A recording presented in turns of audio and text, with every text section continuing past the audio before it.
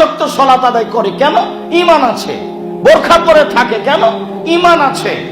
কিন্তু ঈমান কম, লজ্জা কাজ করে না।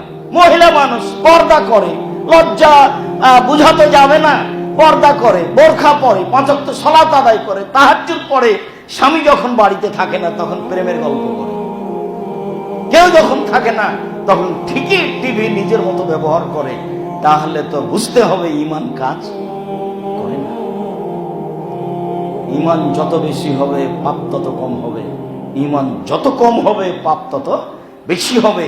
যখনই আপনি আমি পাপে জড়াবো তখন মনে করতে হবে আমার ঈমান কাজ করে না, আমার লজ্জা ঈমানের সাথে মুছে গেছে, আমার লজ্জা আমাকে ঠেকাতে পারে না।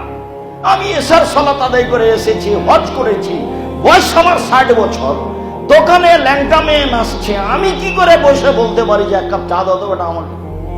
কেমনে আমি ওখানে বসে থাকি, ওই মেয়ের উপরে আমার চোখটা কেমনে পড়ে, এটা হয় কি করে? তাহলে বুঝতে হবে আপনার লজ্জা কাজ করে, নাহলে এমনটা হয় কি করে?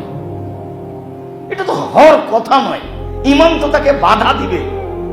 60-65 বছর মানুষ, জমি জায়গা অর্থ সম্পদ ভালো আছে, বিশাল টিভি ঘরে লাগানো আছে, তাহাজ্জুদ পড়ার জন্য উঠেছে, আকাশের দিকে মুখ করে দোয়াও পড়েছে, অজু টজু করে সবকিছু করে সালাত শুরু করবে, দেখে একটু টিভিটা চালু করে, শয়তান তো আর বাইরে দেখা যায় না, ও তো ভিতরে কাজ করে।